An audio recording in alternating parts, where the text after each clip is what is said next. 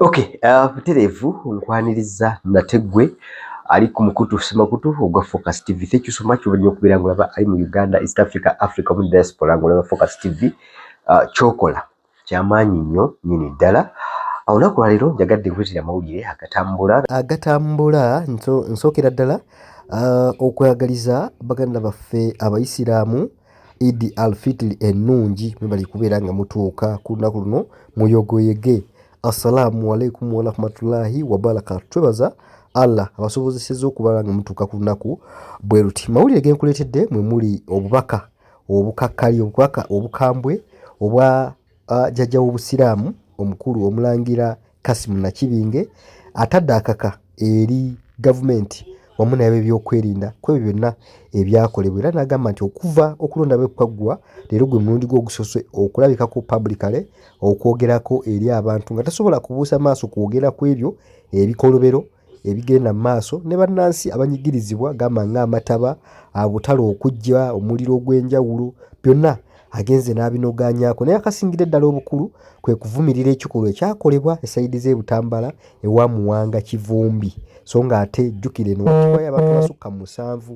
Kati omukulu Kassim Nakibinge Omulangira ono avuddeyo n'anogaanya n'avumirira ekikolwa kino ekyakolebwa, era n'agamba nti kibi nnyo okulaba nga tebannaba kubaayo muntu yenna gwe banenya olw'ekyo ekyakolebwa, wabula ne banenya ate ono ne bagamba nti akuma omuliro mu bantu. N'asaasira bonna abaava mu kalulu ng'omuli Robert Kyagulanyi Ssentamu okulaba nga ebyava mu kalulu oluusi binyigiriza omu oba ne biba nga bisanyusa omulala. So tubeera kufuna speech oba okwogera kwa omukulu ono tulondobemu ebigambo ebyo ebyensa byayogedde. Naye ng'ate ne King Sir omukulu Robert Kyagulanyi Ssentamu amuweereza obubaka omuyozaayoza okutuuka ku lunaku olwa Eid.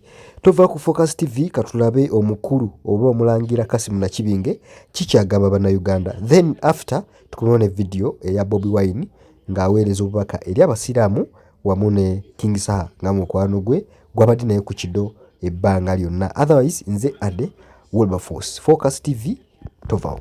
Saba Allah akkirize okusiiba kwaffe n'edduwa zaffe abenga azaanukula. Tumwebaza olw'obulamu na byonna byatusobosezza okutuwa mwezi guno omutukuvu ogwa Ramadan. Tuwane mu ggwanga lyaffe Uganda tulina nnyo okumwebaza okutwalira awamu tusibidde mu ngeri ennungi erimu emirembe n'essanyu, atuwadde obudde obulungi ng'enkuba etonnya, tumwebaliza ddala. Naye tulina okujjukira bannaffe mu ffe ebitali bimu abasibidde mu buzibu, mu ntalo, mu bwegugungo n'ebifaanana nga bwe bityo mu nsi nga Ukraine kati ndoza omwaka gwa 5 nga bali mu ntalo ezitalina mulamwa, mu Palestine, mu Yemen, Iran n'ebifo ebitali bimu ne Sudan, nga tusaba Allah ataase abantu be abo abali mu bifo ebyo, era abo bakaggwa ensonyi ababatadde mu ntalo abenga abakwatako, ensi yonna ebenga ebeeramu emirembe.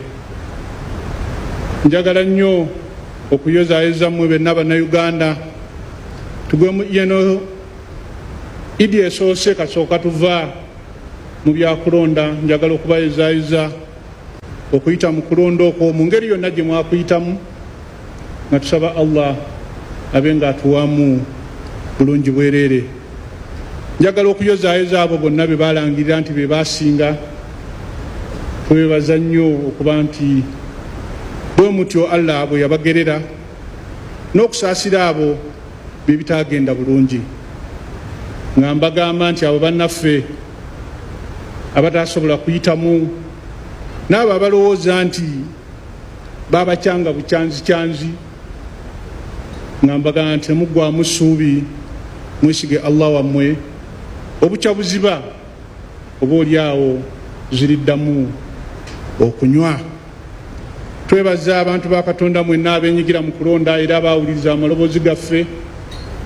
Nga mu kino njagala nnyo okwebaza abannaddiini n'abantu abakwata emizindaalo n'abafuzi ab'ensikirano abaakunga abantu okuba n'emirembe mu kalulu akaayita, era abaasaba tuwabeerewo obwenkanya. Tubeebaza okuvaayo ne mbanga mwatuuse eddoboozi lyammwe eri bannayuganda. Njagala nnyo okwebaza bannaffe bannamawulire olw'omulimu gwe mwakola oba gwe mukola okutusaako byonna ebyali mu kulonda n'ebyo byennyini ebitaatuuka bulungi. Twasobola okumanya ekifaananyi ki ekyagenda mu maaso na kiki ekigenda mu maaso. Mu ekyo njagala okuddamu okusaba bannaddiini n'abafuzi ab'ensikirano n'abakwata emizindaalo temusirika busirisi nga waliwo ebigenda mu maaso ebitali bituufu. TV zino zitulaze nti waliwo abantu abaakulusonyizibwa mu kulonda okwaggwa, abaakubwa emiggo, n'abamu be bagendanga bayoola nga okulonda kuwedde, nga nsaba nti mwogereeko abantu bano bafune emirembe, era abo abaabatulugunya tube nga tusaba nti buli omu bamuvunaane kinnoomu mu kkooti z'amateeka olw'okutulugunya bannayuganda awatali nsonga. Mu mwoyo gwe gumu sitegedde oba mukubye nti baalyoka ne babatulugunya oba babasumulule, sitegedde sayidi kwe muli, naye katusolooze nti ekyo bwe kigenze. Naye mu ngeri y'emu nalaba ku mutimbagano tiwaliwo abantu abaalusulamu akaba. Abantu 7 battibwa e Butambala, 1, 2, 3, 6, 7. Njagala nnyo okusaasira bannannyini bantu abo olw'okufiirwako abantu baabwe. Naye omwoyo gwe gumu nga njagala kusaba bwenkanya eri famire z'abantu abo kyaba batuusaako obulabe babe nga batwalibwa mu mbuga z'amateeka. Mbadde ngoberera nnyo ebyali mu kifo ekyo naye sinnawulira nti waliwo gwe baakwata yavaako okufa kw'abantu bano. Ekyo kyennyamiza.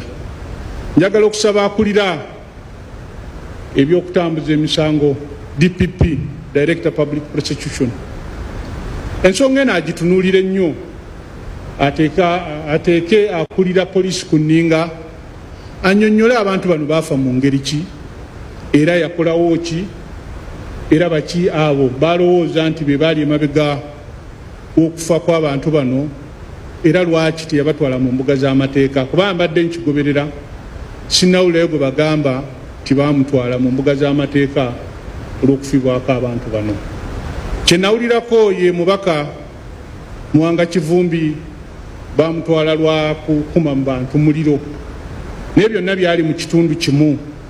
Lwaki keesi emu baagitambuza ate endala tebaagitambuza? Obwo buvunaanyizibwa bwabwe. Naye ffe abantu kyetusaba nti DPP abuulirize kyebisosonkole bye baasanga awo baabisanga nga byava mu mmundu ki. Abasirikale abaali ku mulimu bo bagamba nti ki kye baalaba, statement si kye baabajjako okukakasa nti ddala waliwo obwenkanya. Tusaba busabi ti ensonga eno abakulira okunoonya emisango bagitunulemu, abantu abo bafune obwenkanya. Bwe batakikole kubanga tebalina kuripootinga gye tuli, nina okutya nti abantu bajja kulowooza ti bano Muwanga Kivumbi babanyigiriza kubikkirira bali abatta abantu bali, ekitatuwa mirembe mu Uganda yaffe eno gye tulimu. Tusaba busabi nti ensonga eno bagiteekeko essira, abantu ffenna tumanye bino ebyokulonda bijja ne bigenda, era nze nkyogera nga sikirumamu abantu mbagambye ebisala n'ekiro ti mu bintu byatasaana kugulamu bulamu bwo ye katemba wa Uganda w'ebyokulonda. Kati omuntu bw'abanga yafiiramu okufa kiba kinnenyamiza, kubanga gwe londa gw'oyagala ekijja kijje era nga bwe byajja bwe biyita, kale tekiba kya bwenkanya abantu okubanga omusaayi gwabwe gwayiika. Bano betwogerako balina abaana, balina bakadde baabwe, balina be balina okunoonyeza emirimu oba ekyokulya. Tusaba bwenkanya eri abantu abo bonna abaali emabega w'okubatulugunya oba okubatta babe nga basimbibwa mu kkooti z'amateeka zibalamule. Ndudde ekintu kino nga nkisaba era nja kuddamu nkisabe, nga njala okusaba gavumenti eri mu buyinza ky'abantu bonna beekutte nga bavunaana okuba mu bintu by'obufuzi, nga mbasaba ebenga ebawa obwenkanya kyabamazeyo ebbanga eddene myaka 5 2 3 gumu ebenga ebayimbula. Bano beŋŋamba ab'ebyobufuzi nina okukijjayo obulungi be bano be bakutte ebbanga ddene naye tebabatwalanga mu kkooti z'amateeka kubalamula. Babakutte ebbanga ddene emisango gyabwe tegitambula.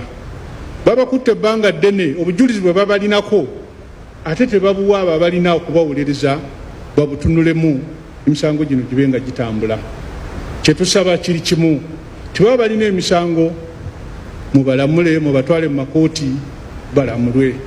Bwe gibanga emisango gyafuumuuka tubasaba busabi mubasonyiwe baddeeka ensi yaffe efune emirembe ffenna tugyeyagaliremu.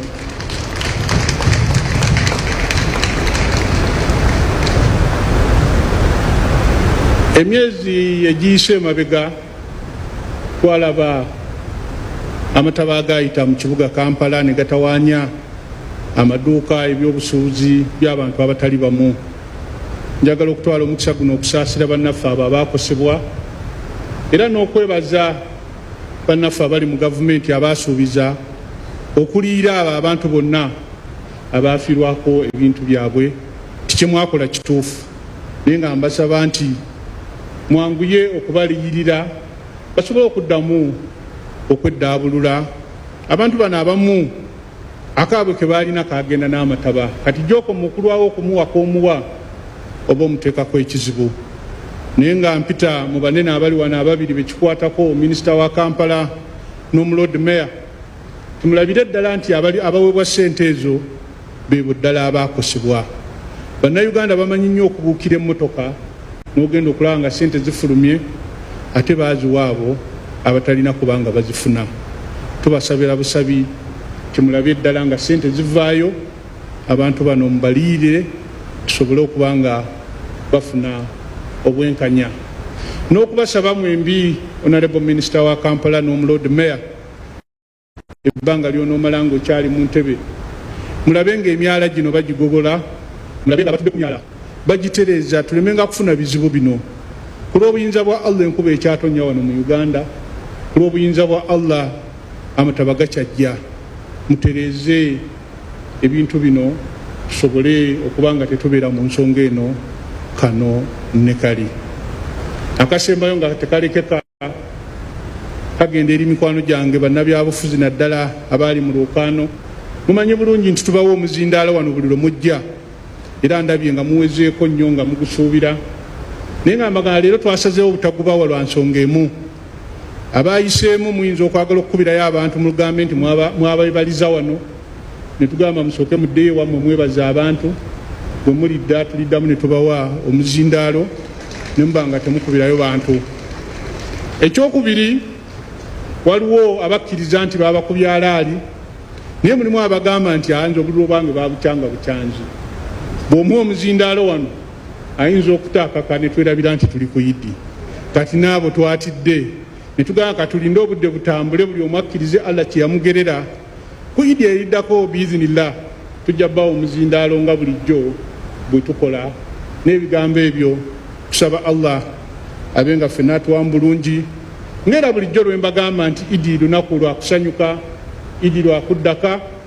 Twagala nnyo twanguye musobole muddeyo okuba ne famire zammwe muleme kwekwasa nti obudde bwayise nga tuli wano twogera naye mubeere ne famire zammwe. Katibu yabagambye nti olwaleero bahajjati mubatwaleko ebweru ne bahajjati mutwaleko bahaji bammwe ebweru mubeereko ne famire zammwe.